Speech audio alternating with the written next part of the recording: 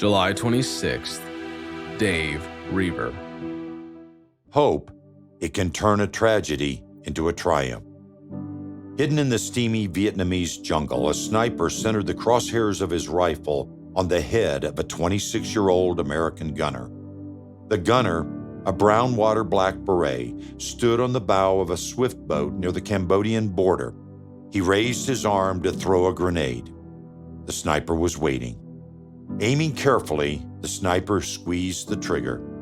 6 inches from the gunner's head, the bullet hit the grenade.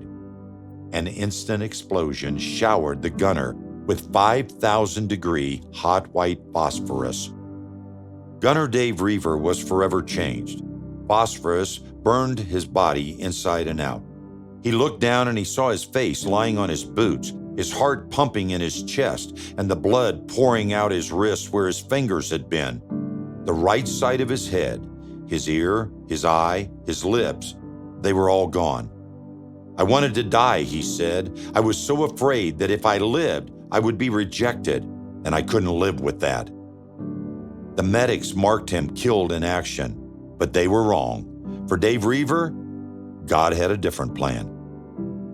Waking up in the hospital with third-degree burns over 55% of his body, Dave struggled with hopelessness, wanted to protect his wife Brenda, and he tried to end his life. He pulled out the life-sustaining tube, but the suicide attempt failed. Looking back, he laughs at the irony. "I pulled out my feeding tube by mistake, and in a short time, I got hungry. You can die that way, but it's going to take a long time," he said. In dread, Dave waited for his wife Brenda to enter the room to see him for the first time. He was prepared for the worst, for her to turn around and leave. He had seen other wives abandon their disfigured husbands. But Brenda walked over, leaned down, smiled, and kissed him. "Welcome home, Davy," she said. "I love you, and you weren't really all that good looking anyway." From that moment on, his tragedy became his triumph. His message became one of hope, and now Dave delivers his hope message with a good dose of humor. He brags about his new nose. "It's a boy," and laughs at the time the wind blew his hair off and the dog returned it. How did he know it was mine?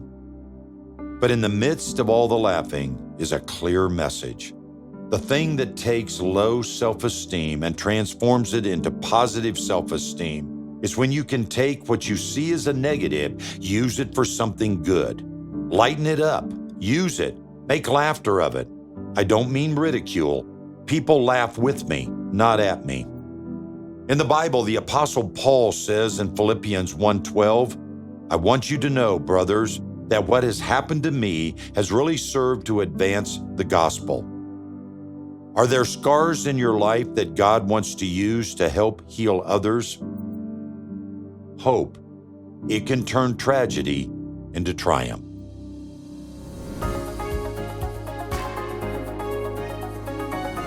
Hello, my name is George Morrison.